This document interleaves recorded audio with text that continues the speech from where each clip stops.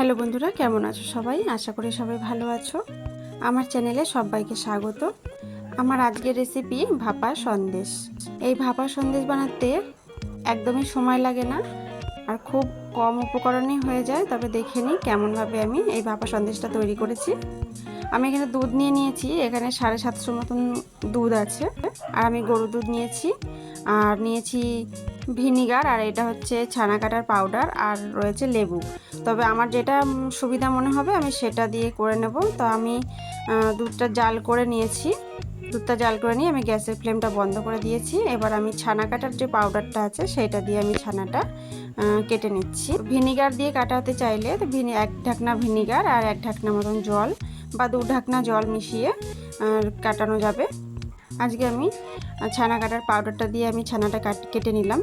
আর এখানে 2 চামচ মতন ছানার পাউডার দিয়েছি। তো ছোট্ট যে চামচটা আমি দেখালাম বা দেখাবো সেই চামচটার আমি 2 ঢাকনা পাউডার এখানে দিয়েছি। এখানে সাদা পরিষ্কার কাপড়েও ছানাটা ঢেলে নিলে হবে, তবে আমি ছাঁকনির মধ্যে ঢাললাম যেহেতু আমি ছানাটা বেটে নেব পরে। একবার আমি জল দিয়ে ধুয়ে নিচ্ছি, পরিষ্কার সাদা জল।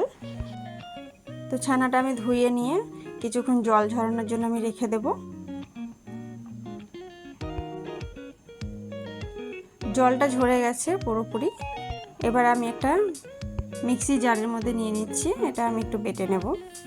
তো সব ছানাটা নিয়ে নিলাম আর দিলাম 1 বাটি গুঁড়ো দুধ। এখানে 2 টেবিল চামচ মতন আছে। সামান্য এলাচ গুঁড়ো দিয়ে দিলাম, এটা অপশনাল, এটা ফ্লেভারের জন্য দিয়েছি, আর যদি কেউ অপছন্দ করে এটা দেওয়ার দরকার নেই। আর দিয়ে দিচ্ছি 2 চামচ চিনির গুঁড়ো। তো আমি একবার বেটে নিয়েছি, তারপরে আবার দিয়ে দিলাম দুধ।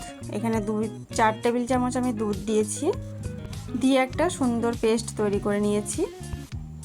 এখন আমি এই যে থালাটার মধ্যে তৈরি করব সেই থালার মধ্যে ঢেলে দিলাম সমস্ত ব্যাটারটাই। চিনি ছাড়াও এটা হয়, চিনি যদি কেউ অপছন্দ করে তবে চিনি দেওয়ার দরকার নেই। ভাপা সন্দেশের মধ্যে মিষ্টিটা কমই হয়। তো আগে থেকে একটা কড়াই বসিয়ে রেখেছিলাম, কড়াইয়ের মধ্যে জল দিয়ে একটা স্ট্যান্ড বসিয়েছি, আর স্ট্যান্ডের মধ্যে আমি দিয়ে দিলাম থালাটা। এবার আমি ঢেকে দেব 15 মিনিটের জন্য। 15 মিনিট পরে আমি ফিরে আসছি। আমার বেশি টাইম লাগেনি, যেহেতু থালাটা বড় ছিল আর ব্যাটারটা আমি ঢেলেছি তো অনেকটা ছড়িয়ে গেছে, তার কারণে এটা মোটা হয়নি বেশি, তার জন্য কমই টাইম লেগেছে। চারিদিক দিয়ে আমি একটু চাকু ঢুকিয়ে দেখে নিচ্ছি যে চাকুটার মধ্যে যে লেগে নেই, তো তখন বুঝতে পারলাম যে হয়ে গেছে। এবার নামিয়ে নেব। সাবধানে একটা সাঁড়াশি দিয়ে নামিয়ে নিয়েছি। তো এই যে নামিয়ে নিয়েছি, এখন কিন্তু এটা হয়ে গেছে। আর এটা আমি ঠান্ডা করার জন্য কিছুক্ষণ ফ্রিজের মধ্যে রেখে দেব।